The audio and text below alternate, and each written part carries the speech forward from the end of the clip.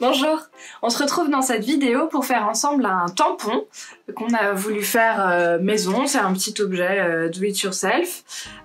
L'idée étant d'avoir un support fixe avec un manche et une base et de pouvoir venir y installer des motifs qu'on viendrait usiner et qu'on viendrait fixer grâce à des aimants.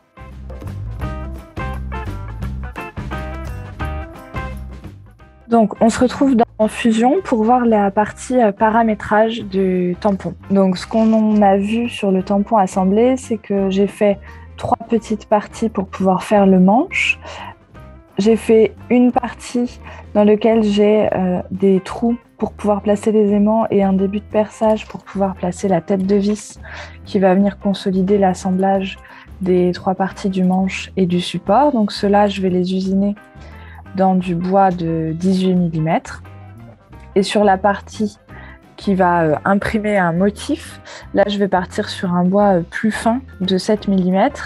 Donc à l'intérieur, je prévois pareil des réserves pour des aimants pour qu'ils puissent venir se fixer sur le tampon fixe. L'idée est d'avoir un tampon avec des motifs interchangeables. Et de l'autre côté, j'ai mis mon motif. Donc le motif, je l'ai importé en SVG, je l'ai placé, ensuite j'ai fait une extrusion pour pouvoir avoir un léger d'évidement. Ici, j'ai mis 1 mm, donc c'est vraiment pour pouvoir prendre l'encre. Sur la partie fabrication, donc on voit j'ai fait 3 configurations différentes. J'ai une première configuration sur laquelle, hop, je vais cacher les autres, sur laquelle je vais donc faire les poches du tampon principal et où je vais venir faire les différents contours. Donc celui-là n'a pas de difficulté particulière et je vais pouvoir générer un seul G-code depuis cette configuration. Ensuite, c'est là qu'arrive la partie un petit peu plus technique et qui demande plus d'attention. Pour la partie en bois, je vais devoir retourner mon bois pendant l'usinage pour pouvoir usiner des 2 côtés. Donc pour ça, j'ai mesuré la taille en largeur de la planche que je vais utiliser. Ici, elle fait 176 mm et donc je l'ai placée de cette manière-là en faisant un décalage ici de 116. Je ne vais pas vous cacher que pour être sûr de le faire correctement, sur ma planche au crayon à papier, j'ai dessiné où serait le motif pour pouvoir me repérer. Donc ici, j'ai fait donc ce brut relatif, bloc à taille relative.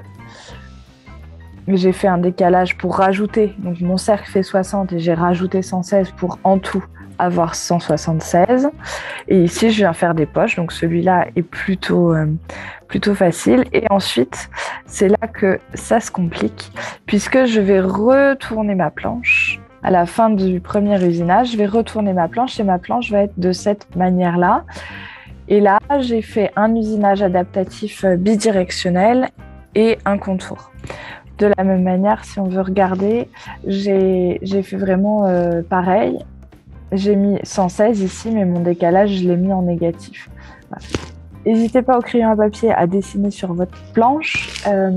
Ça m'a permis de pouvoir redessiner mes axes et être sûr que je ne me trompais pas. Je vais donc générer des G-codes. Ici, je vais avoir des changements de fraise puisque je vais passer sur une fraise plus petite pour ce motif-là. Donc, je vais générer tous mes G-codes et on se retrouve ensuite pour pouvoir lancer l'usinage. On commence par la partie support où on utilise une fraise 2 dents droites avec un diamètre de 2 mm en coupe.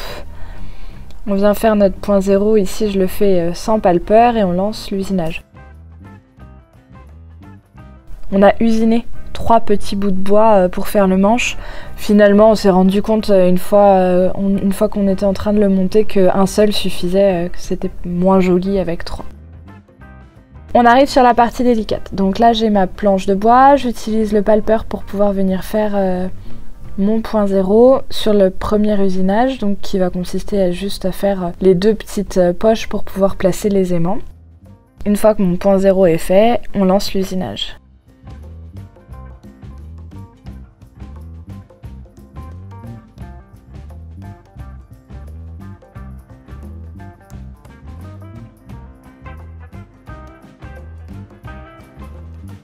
Une fois que l'usinage est fait, donc je desserre mes valets de serrage sous les encouragements de Pierre-Étienne.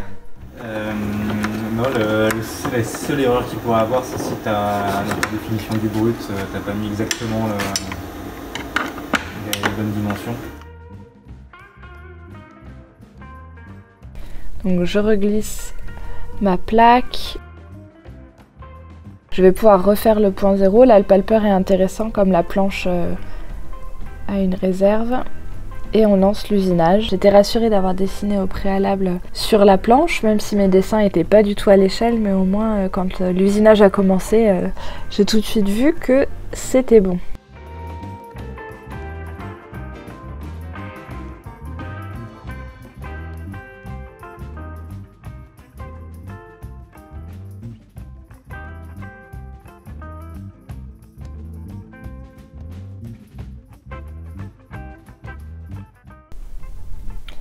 Donc là, je commence à coller les aimants. Donc on a l'avantage d'avoir des aimants. On a utilisé de la colle bicomposant et puis un testeur de pôle magnétique pour être sûr.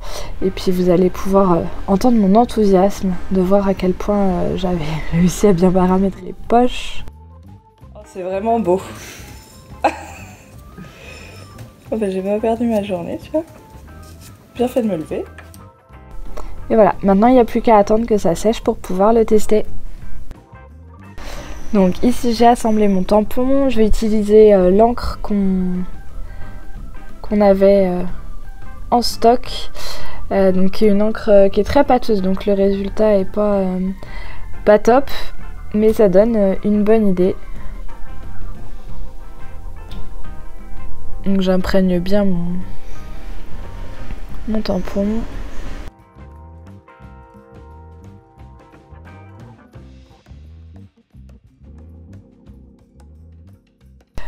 On espère que ce tuto vous aura soit donné des idées pour faire des tampons, soit simplement donné des bonnes pratiques pour pouvoir faire des usinages recto verso. A bientôt pour de nouveaux usinages.